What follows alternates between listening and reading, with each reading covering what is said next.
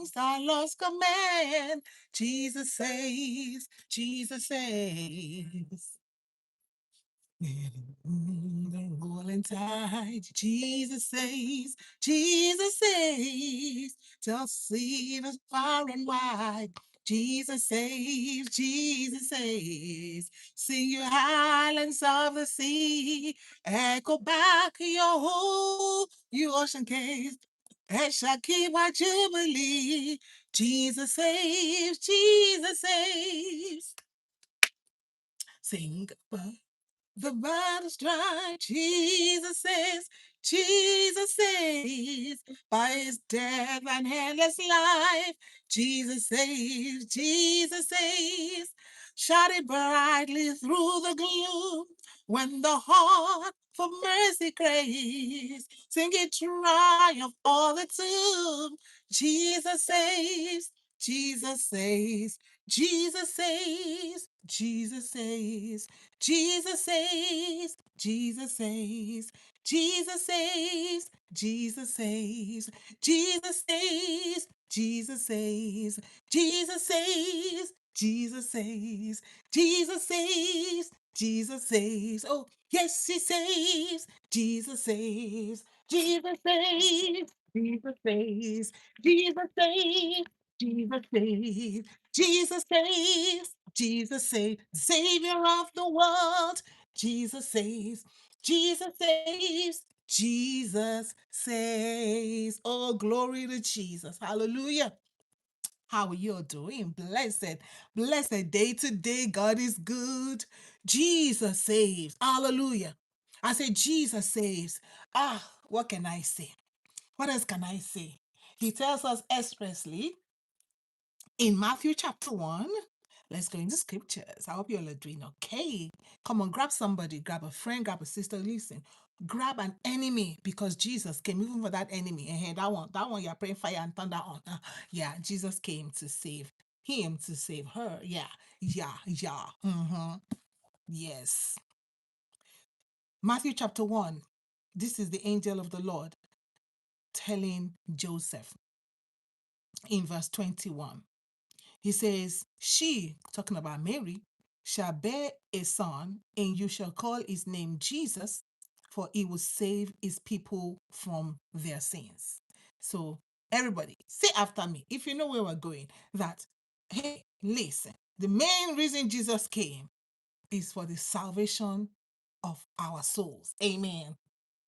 The main reason, say it with me, the main reason Jesus came, according to the scripture, not according to the elders, not according to anybody, but according to the scripture, the main reason Jesus came is for the salvation of our soul.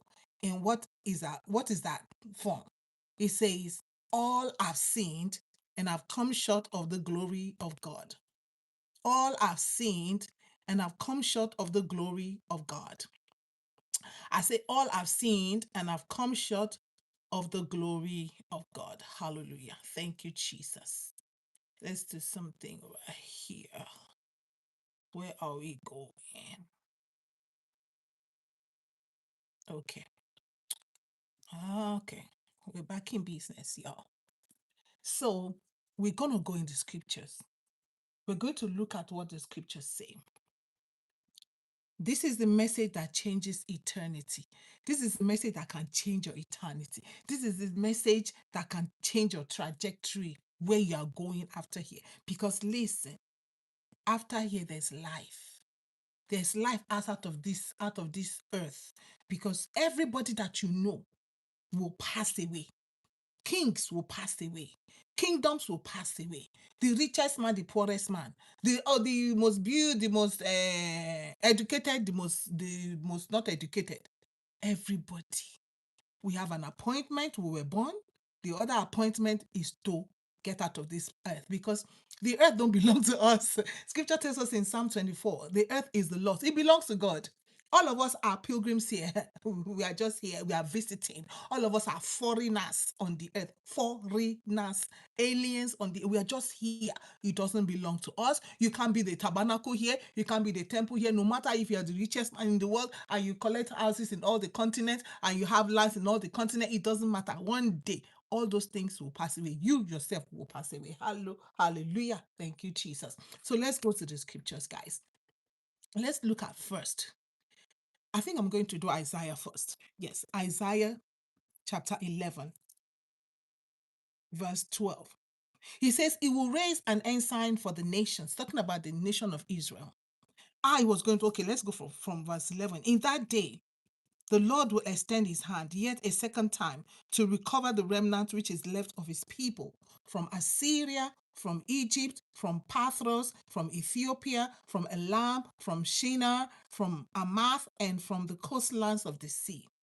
He will raise an ensign for the nations. And that brings me to John chapter 4. When Jesus told the woman at the well, I always love that scripture though. Jesus told the woman I love the encounter with Jesus with the woman at the well, because the woman at the well got a downloaded information that the priest could not get. It was there. Jesus told him, a Samaritan woman. Jesus told her, I am he. That means I am the Messiah. He said, are you the prophet? Are you? She wasn't even sure. So when she ran to the town to tell the people, come and see him. Is he the one? Is he the one? Could he be the one? That was what she was so terrible. Could he be the one that we have been? Could he be the one? This is what Jesus told her. Jesus told her in verse 22, John chapter 4, verse 22. He says, you worship but the hour, no. 22. You worship what you do not know. We worship what we know. For salvation is from the Jews. And I tell people all the time, I am gladly serving the God of the Jews. I see you. Happy day. Happy Saturday. How you doing? How you doing? So I am gladly serving the God of the Jews. Salvation is from the Jews. Jesus was a Jew. David a Jew. Jesse a Jew. So you see where he came from. If you go to the book of Matthew, he tells us the genealogy of Jesus. So I am gladly following that God. Salvation is from the Jews. So what is salvation? And I'll go back to the Jews.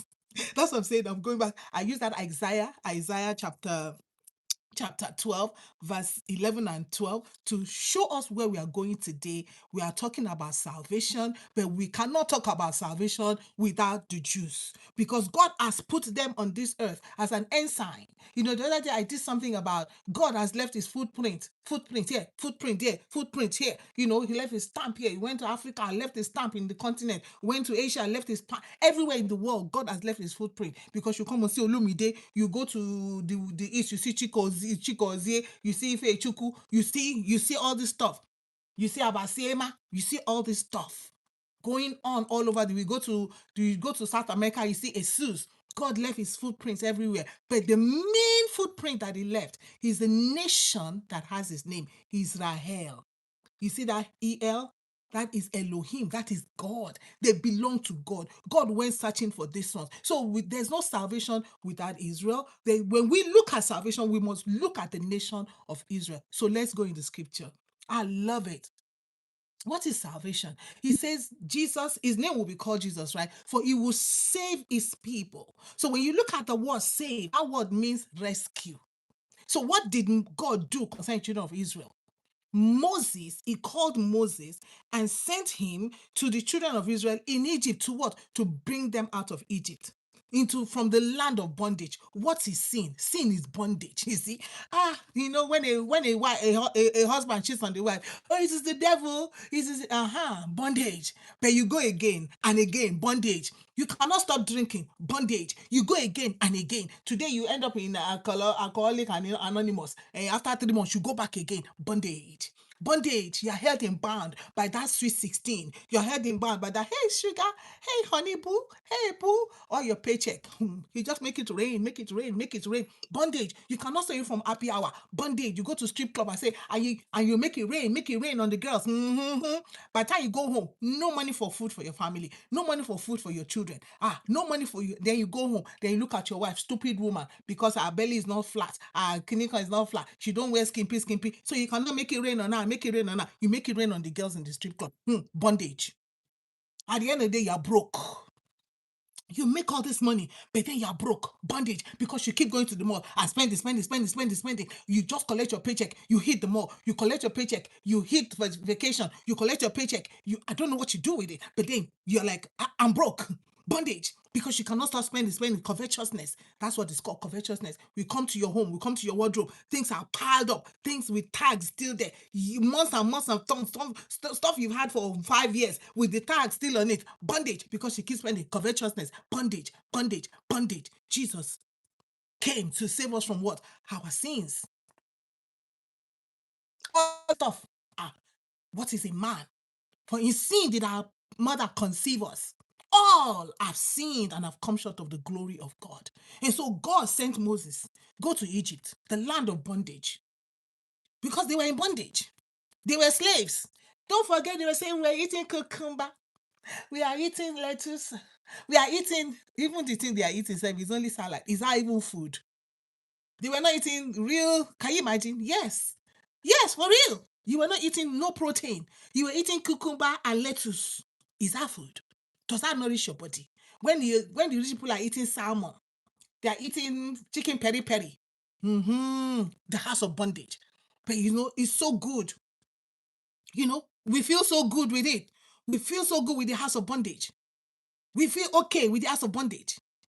We are eating cucumber in the house of bondage. But people are actually eating that cucumber, they are putting salmon on it. But we are okay with just plain cucumber. We are okay with just plain lettuce. Sin looks good. The house of bondage. The house of bondage. So God sent Moses to go to Egypt to get these people out. But listen to this part. So we see rescue, right? God went to rescue his children, and Jesus came to save his own from their sins. So God sent Moses, because Moses sent to Egypt to go bring the people out of bondage. Sin is bondage. Sin is bondage. Just think about it. When you tell yourself, I cannot stop myself. I cannot help myself. It's the devil that make me do it. Bondage. But what happened when Moses was going to go? Moses asked the Lord, God Almighty, say, how would these people believe? Bam, bam. How would they, if I tell them this thing, how would they believe me? Moses was concerned that they were not going to believe him. John 3:16. God loved the world, that he gave his only begotten son.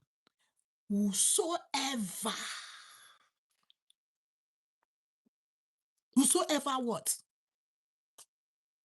All this stuff we do, we just neglect the scripture completely and set up man's principles and man's way. It tells us whosoever believes in him should not perish, but have eternal life. Verse 17. For God sent the Son into the world, not to condemn the world, but that the world might be saved through him. Salvation is from the Jews. Who is a Jew? Jesus, a Jewish person. Jesus is not a Caucasian. Jesus is not from Europe. He's not Greek. He's not Gentile. Salvation is from the Jews. Jesus is one that brings salvation to us. So Moses was like, how would they believe me? And God said, okay, no problem. Do this for the elders. The belief was for the elders to believe him, for his people to believe him first. Save his people. He did not come to save Egypt. He came to save his people from bondage. Jesus came to save his people from sin. And so when the word is declared, there should be a belief. The Bible tells us that faith comes by hearing the word. And I always tell people, just think about sometimes when you see the word in the scripture, just put John there. John 1. In the beginning was the word, and the word was with God, and the word was God. So when you're hearing the word, you think about Jesus. Faith comes by hearing the word. Faith comes by hearing the word that is proclaimed about the Messiah. From Genesis to Revelation, tells us about the Lord Jesus. Jesus said, I came to fulfill everything that is written about me in the Torah, in the Psalms, and in the prophets. He says, not one word will fall to the ground because God don't lie. God said, I'm not a man that I should lie. And so when Moses was concerned how the children of Israel were going to receive and believe what he had to say, God said, do this. So when we hear the word of God, and that's what happened in Acts chapter 2. What did Peter preach? He preached about Jesus. He told them about Jesus. He told them how he was crucified. He told them the reason for his crucifixion. He told them how he's raised from the dead. He told them about Jesus, and the faith in them rose up. They believed. Jesus said, if I be lifted up, I will draw all men unto myself. So for us to get people to believe in the Lord Jesus, we have to lift up the Lord Jesus. We have to preach the Lord Jesus. We have to preach Jesus, not just him. We always love to preach Jesus in a manger. We love to preach Jesus on the cross, but we preach Jesus resurrected. We preach Jesus lifted far above the heavens. We preach Jesus in his entirety. Hallelujah. Let's preach Jesus so that the faith of the people will rise up. Faith can only come by preaching about the Messiah. And so Moses went and declared about God that sent him and did the things that God told him to do that sent him. And then the people believed and it began to follow what Moses was saying for them to do. Okay, do this. Okay, do that. Okay, do this. That is what repentance now means. Repentance comes after that.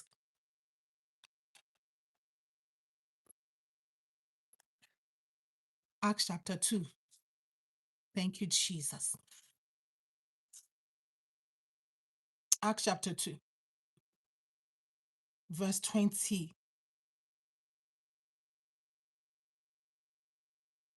37. Now, when they heard this, what did they hear? You see, faith comes by hearing what is declared about the Messiah. Faith comes by what is preached about the Messiah. You want Moses, you want to come and tell us to what? So you have to tell them about the deliverer. You have to tell them about Elohim. You have to tell them about the God of Abraham, Isaac, and Jacob. And that Moses laid it plain to them. And so we have to lay it plain to the people about the Messiah, about this Messiah, about this Savior that is able to forgive sins. We have to tell the people that Jesus came to save. John 3:16 and 17. There is no salvation. There is no salvation in any other name. We have to tell the people that Jesus died for our sins. And then he hung on the cross and he said, Father, forgive them, for they know not what they are doing. We have to tell the people that he says in his word, if you confess our sins, that he's faithful and just to forgive us and to cleanse us from all unrighteousness, that Jesus forgives sins. He told the man that they brought to him with palsy, your sins are forgiven you. The spiritual leader, the people who are like Janko, people who are like, they know everything about God. He said, who are you to forgive sins? Who is this man? Blasphemy. Jesus says, so that you will know that the Son of Man has power to forgive sins, even on this earth. You and I live on this earth, right? Jesus is able to forgive our sins. And I think I said on the other, my other encouragement that I did, no matter how bad you think you are, no matter what people say about you, no matter how people look at you, like you are the worst sinner. I say, yes, that's fine. Me and Paul were on the same level. Paul said, I am the chief of sinners. I say, Paul, I follow you. Straight up, man. Straight up. Straight up. I follow Paul. The vilest offender who truly believes a pardon from Jesus receives. He said he's able to cleanse us from all unrighteousness. I declare that salvation about the Lord Jesus to you today, that Jesus is able to forgive your sins, no matter if you are the vilest offender. God pardons. Jesus forgives sins. Jesus' blood is able to cleanse us from all unrighteousness. I tell people, his blood does not cover, but the blood cleanses from all unrighteousness. Hallelujah. We have to believe that Jesus came that we might have life. He says the enemy, the devil comes to steal, to kill, and to destroy. But Jesus said, I came that he may have life and have everlasting life. You know, he said, whosoever believes in him shall not perish, but have everlasting life. I just think about the word perish. Think about the word perish. He says we are dust. He made us from dust. So go in your house. What do you do with dust? What do you do with dust? Don't you clear the dust out of everywhere? That is what happens. That's what will happen on the judgment day. When it comes, dust will be cleared out of where? Because dust is dirt. And that's why I tell people, I say, you just try not to take a bath. You know, this morning I just woke up, I was doing the back of my hair. I was like, maybe I bath yesterday and I even scrub. I said, hey, Chineke, don't take a bath for 2 days. See if you will not begin to stink because you're dust. Don't brush your mouth. Just go to bed, wake up. Don't brush your mouth. Just get out of the house. Don't put tic-tac. Don't put nothing. Just and check your breath yourself because we're dust. Because we're dust. When you poop, what do you think it is? Waste. Yeah, waste. Your GI tract, waste. Everything waste. Dust. And so what do you do with dust? Have you seen anybody that poop and took the poop and put it inside their room and just leave it there? Oh, this looks so good. Have you seen? No. What we do, we flush poop down. That is my revelation too. Because where is hell? People are going to be thrown and cast into hell. Just think about how they flush poop. Poop. That is revelation. No? The world did not know that God is teaching us something. And that's what God even said in Children of Israel. When you go to poop, before they did latrine, before they did all this commode, you will dig the pit, dig it, put your excrement there, cover it. Away. God, he said, even when they're doing it, he said, go away from the camp. And I remember when in my growing up days, when we go to the countryside, we didn't have no commode. We did not excrement inside the house. No. No. We pour. They use pour. We use a way. We go into the forest. We go into the backyard in the bush. You all know I'm a village girl by all means. Hello. We go into the bush in the backyard and we go do nto. Before nto will come, we will use leaf. Maybe we are at the farm and you have to you use leaf and do it and throw it. When nto now came, nto is a pit. We dig the pit just like when I say that the Lord Jesus left himself footprint everywhere. You know, he told them, the children of Israel, when you want to poop, go away from the camp, dig somewhere, do your stuff, and cover it. Do you know what we used to do in Akwa Ibom? In Akwa Ibom, in the village side, before modernization, before the toilet, before we had pit, we call it nto. I think I heard this. They had some here in the countryside in Alabama, deep inside the bush here. Nto. They go and they kind of dig a place like a well. And so you go there and just, in fact, you use it, you learn to squat. If you did not know how to squat, that was your squatting for the day. You squat and pressure and the thing will come out. And then you take sand and put on top of it and cover it and move about your business. Tell me that is what happens. That is the destruction. You're thrown away. The dust is put away. The dirt is put away. Cast away. But Jesus is able to cleanse us from all unrighteousness. The scripture tells us that these mercies are new every morning. God introducing himself to Moses, he said, I am the Lord God, gracious and merciful. That is the God that we serve. We tell you about that Jesus. We tell you that whosoever believes in him, it is whosoever believes in him. Your journey to the Lord Jesus starts, which is you hearing the word. Faith rises up in you. You believe in what you have heard, that one, you're a sinner. Because if you don't believe you're a sinner, how can you even think that you need help? Yeah. It's just like the man that is drunk on the street. Don't believe that he's a drunkard. So he ain't gonna seek help to get off alcohol. He doesn't believe. A man that always gets angry, don't believe that he has anger issues. He will not seek help for anger issues. A man that maltreats his wife, a man that's abusive to his wife, if he doesn't believe that he's an abuser, he's not going to seek help. Period. So at first, for us to change, and so the Bible tells us that to renew our mind. Renew our mind. Your mind can only be renewed by the word of God. And so when we preach Jesus and him crucified and resurrected, when we preach Jesus that can forgive sins, when we preach Jesus that died to save us from our sins, when we preach Jesus that was given by God because God loved this world, not willing that any should perish, but that all should come to repentance.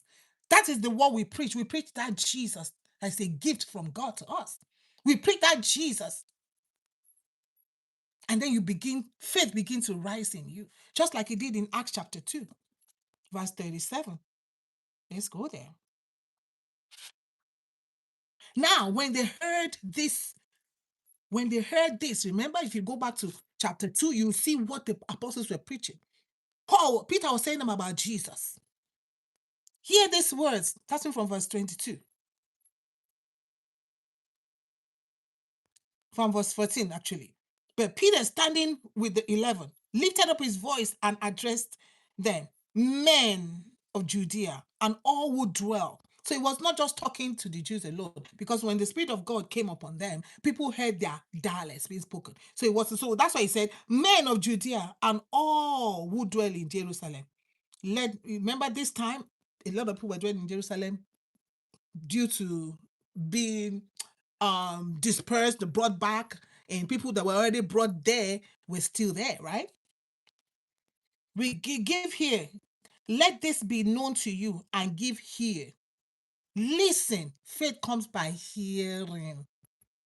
God said, this is my beloved son in whom I am well pleased. He said, hear ye him. Mary said, whatsoever he tells you to do, do it. Meaning, listen to him.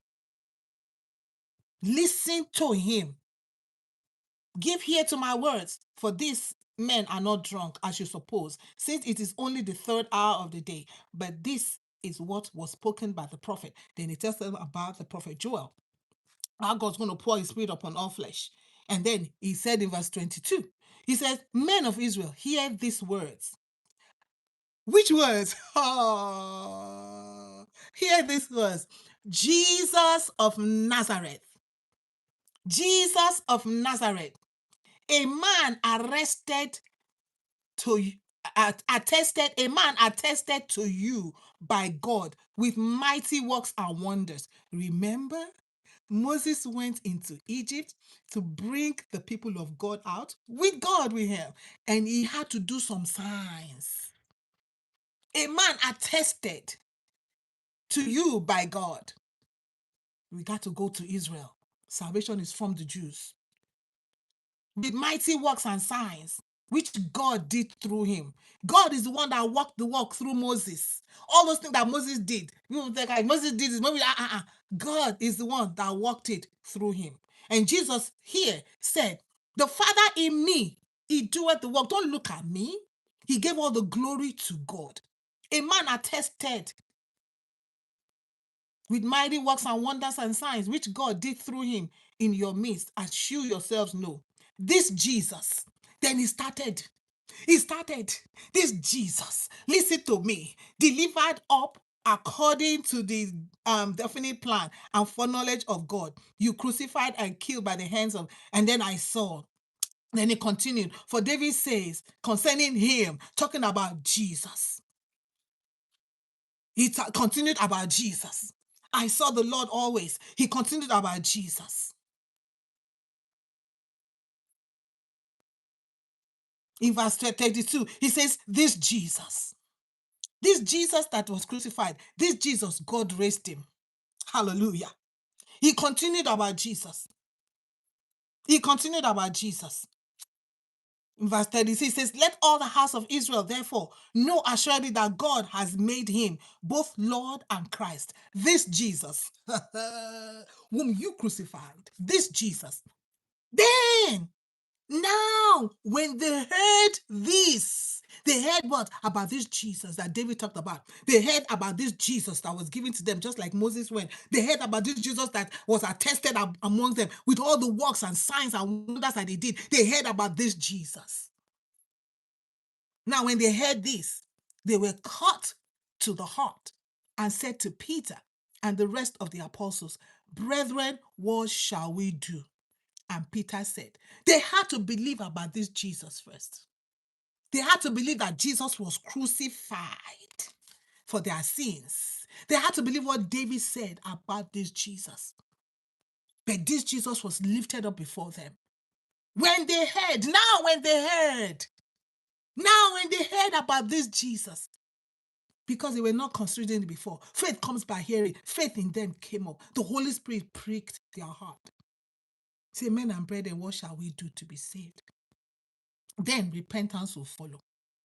Then alone can repentance follow. Because when you want to put repentance before belief, what you're doing, you're doing works, and the works of the flesh. You're walking out of the flesh. And Jesus told the woman at the well, he says, you all have been walking the flesh, but now God is seeking those that will worship him in spirit and in truth. The Holy Spirit starts the work of belief after Jesus is being declared. After Jesus must be preached. Jesus must be preached. The apostle said, we preach Jesus resurrected. Jesus must be preached. Jesus said, if I be lifted up. So I'm encouraging you to hear about this Jesus. I'm calling you to focus up on Jesus. I'm telling you about the Jesus that can forgive your sins. No matter you be the vilest offender, I am with you. You're not alone. No. I always tell my children that I did not drop from heaven like an angel. I am human just like you. Whatever you have done, I probably have done even worse. Vilest offender that has received forgiveness of the Lord. I stand rejoicing. I stand to tell you that Jesus forgives sins. I stand rejoicing that Jesus will forgive your sins. I stand rejoicing that is why he came. The main reason why he came, attested by God, with signs and wonders and miracles. And he told the man, he says, your sins are forgiven you, so that you will know that the Son of Man is able to forgive sins, even on this earth. He has forgiven my sins. He can forgive your sins today. If you hear this word about Jesus, don't harden your heart. And I'm trusting the Lord, because the word of God don't fail, that faith will rise in your heart. Faith will rise in your heart. Faith will rise in your heart in the name of Jesus. Men and brethren, what shall we do to be saved? Men and brethren, what shall we do to be saved? I go to John the Baptist in Luke chapter 3. And the multitude asked him, after John must have, because he came as a forerunner, he said in verse 8, he said therefore, verse 7, he said therefore to the multitudes that came out to be baptized by him, you brood of vipers, who warned you to flee from the wrath to come? See, the people came because they believed in what John was saying. You don't come if you don't believe. And so Jesus said, come unto me, all you who labor. I always break that scripture down into two, because there's labor and there's weary. Labor, we labor, wages of sin is death. We labor for sin. You're working so hard for sin. You're drinking, you're spending all your money on women, you're cheating on your wife, you're cheating on your husband, you're malicious, you're just wicked. You're robbing the government on your taxes. That go there. You're robbing your company too. You're robbing Walmart. You're robbing all your grocery store. You go there, you take stuff, don't pay. You carry your grocery bag. My friend was like, even as little as, I said, yeah, as little as grocery bag, yes. You know why you're taking it. You're taking it because you know why you're taking it. You're taking it because you want to use for tax. You didn't give it to you. Clucky, clucky, clucky, clucky, clicky, clicky, clucky, click, cluck, cluck, click, click, cluck. Little things like that. And so John told them, bear fruits that befits repentance. So if you say you have repented of your sins and you don't have fruits, you know what is going on? It's because you put works before belief. Because if you believe that Jesus is going to come back and judge this world, your repentance, we will see it. If you believe that Jesus is coming back, did God say he's coming back? Yes. He's coming back to judge the world. Then I will be careful what I do. I will not. We came back from Matthew chapter 5. I will not insult my brother. I will not call anybody stupid. I will not call anybody foolish. I will not be angry. Clock that one, clock that one, clock and click that one, clock and click it, clock and click. Listen. Let me drop this right here before I leave. Jesus told the woman at the well. I always say I love that encounter because Jesus downloaded some serious things to her. He says now is when God is seeking those that will worship him in spirit and in truth, not with your feelings. God is not a God of feelings. God is seeking people that will worship him in spirit and in truth. He says, blessed are those who have not seen, but yet believe. If you want to feel, I was in church today, I want to feel God. I want to feel goosebumps on my body. I want to feel goosebumps. Blessed are those who have not seen, but yet believe. Faith, the just shall live by faith. Let me say that again. Go look at that scripture again. That the just shall live by his faith. What is your faith? Believe in the Lord Jesus Christ. We got to come back to the nitty gritty, to the baby steps. You cannot follow the Lord Jesus if you do not believe in him. If you not believe that he saved from sin, number one, and if you do not believe that he's coming back to judge the world, because you can believe that he saves from sin, I say, once saved, ever saved. I laugh in Spanish. Go to Revelation and you see Jesus. Talk about the 10 virgins. I tell you, we see that Jesus gave that account for a reason. The 10 virgins, they were 10 virgins. That means they were with the Lord. The bridegroom, they were expecting the bridegroom. That means they were with the Lord. But 5 entered, 5 were outside. We have to believe that Jesus is coming back to judge the world. And that is where repentance comes in. If you do not believe that Jesus come back to judge the world, repentance will not come, because you're going to believe that once saved, ever saved. What's up? I'm saved. I have done the prayer. I am okay. I go to church. I do this where your spiritual exercise become an idol, and you don't thinking that he's going to come back, because God said he's going to come back and judge the world. He has been giving. He said this same Jesus that you see, it is the same Jesus that will come back. Go to Revelation. He's going to come back and judge the world. If you do not believe that, no repentance is coming in. So John told them. He said, who warned you to flee from the wrath to come? John is pushing them to the future. He said, who has told you to flee from the wrath to come? Because there's a wrath that is coming upon this earth. What happened to Egypt? God brought his children out, judged Egypt, drowned in the sea. Plagues, people died. Their firstborn, their cattle, businesses went down. Businesses will go down. I am not saying it is in the scripture. Attested by God. He did signs, wonders, and miracles. Moses did, Jesus will do. Jesus has done, he's still doing. Businesses will go down. We are talking about inflation. We're talking about Wall Street crash. We have never seen what is crash yet, because their cattle in Egypt, boom. That's their business. That's their livelihood. Servants, boom. Their livestock, their farm, boom. Then they themselves in the Red Sea, boom. We got to believe. He said, who told you to flee from the wrath that is to come? We have to believe that there's a wrath that is to come. Verse 8, this is where we're going to stop. He says, bear fruits that befit repentance. You cannot put the cart before the horse. Before is the horse. That is a belief. The cart is the repentance. They go together. So we believe in the Lord Jesus, looking unto Jesus, the author and the finisher of our faith. These signs will follow them that believe. These signs will follow them that believe. Believe is a very strong hold. Believe is a foundation of our walk with the Lord Jesus. If you don't believe, you cannot repent. We believe that he came to die for our sins, and we believe in the wrath to come. We believe in the soon coming king. He came as a baby. He's going to come back as the King of Kings. Hallelujah. Riding on that white horse. Amen. Hallelujah. We believe. He said, who told you? Bear fruits that befit repentance. And do not begin to say yourselves, oh, I have Abraham as my father. I mean, how you see how this whole thing will become an idol. I go to church. I go to church. I have Jesus. For I tell you, God is able from these stones to raise up children to Abraham. And even now the axe is laid to the root. And then he began to say, and the multitude asked him, so what then shall we do? John, what then shall we do? It's like, John, what's up? What then shall we do? Then he began to lay it down clear.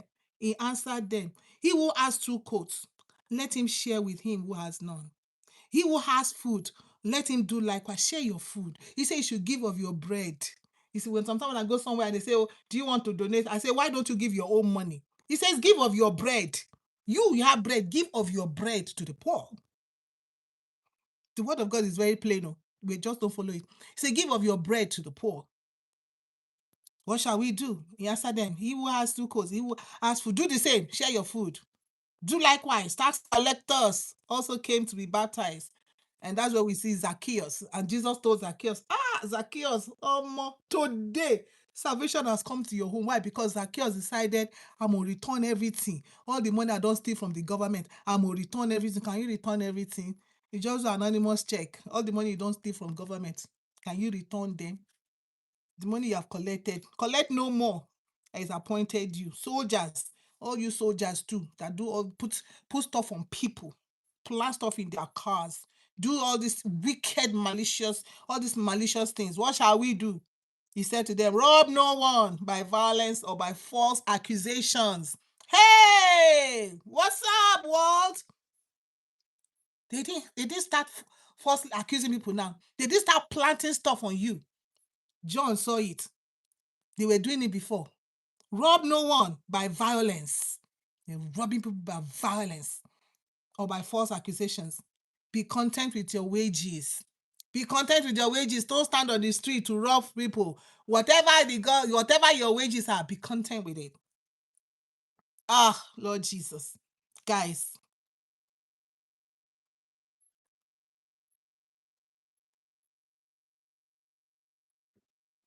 True repentance, we have to see it. There is no repentance that comes with mouth. I repent of my sins. I got to see it. That's what John is saying. Repentance, we got to see it. Tell somebody, say, I got to see it. Oh, you rude to your parents. I go to church. Abraham is my father. I go to church. I'm a child of God. I do this in church. You're rude to your parents. Repentance, we got to see it. Husband cheating on wife. Repentance, we got to see it. Wife cheating on husband. Repentance, we got to see it. Wife rude to the husband. Rude, not even to your husband. But you know, Bible says we should not insult. Don't insult people. But you oh my goodness. I said something to my niece yesterday. Tell your mother. She said, oh, I cannot tell my mother that. Then your daughter say, how can you teach a child to be rude to the parent? I say, Father God, I repent. I will not say something like that again. True repentance, you don't say it again. You don't say it again. That's the point. Repentance is you turn around. You don't do it again. You like to go and make it rain on people. Make it rain, make it rain. You don't do it again.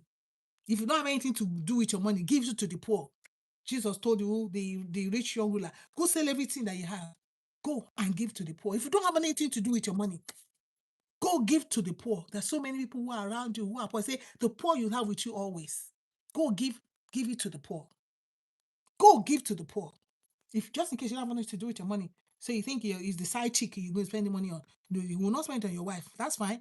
Okay, that's what you want to do, right? Okay, take that money, give it to the poor. If you feel that your wife don't deserve your money, that's fine. I mean, it's okay, it's your choice. But then give that money so that the side chick will not be tempting you. Give it to the poor. Repentance we must see. Repentance is not prayer. Repentance we must to see. Paul John said, "This is what you have to do. Soldier, do this. Lawyer, do this. You, tax collector, do this." We have to see it. And I'm trusting the Lord today that you will believe in the Lord Jesus Christ that forgives your sins. And you believe in the Lord Jesus Christ, the soon coming King. And you will come to him and you begin to repent of your sins. Jesus said you should go preach repentance. Preach repentance. Jesus came preaching it. John preached it. The disciples came, continued in the word, preaching it, because that is what we need. Jesus came to save us from our sins. And so we need to do right by the Lord Jesus. You cannot put the cart before the horse. You have to believe in the Lord Jesus and you shall be saved. Shalom. God bless you. You all have a wonderful rest of the day. Think about Jesus. Jesus saves. Jesus saves. Jesus saves. Jesus saves. Oh, Jesus saves. Jesus saves. Okay, I see you. My proposal, you please, Father, we pray in the name of Jesus for this marriage proposal. We are asking that your will be done. Let your kingdom come. In the name of Jesus, help them, Lord. Because you said in your word, if a man finds a wife, finds a good thing and obtains favor from God. So, Lord, we pray that as this one has taken a step towards your word, obey your word, Lord, perfect it for them in the name of Jesus. I wish you well in Jesus'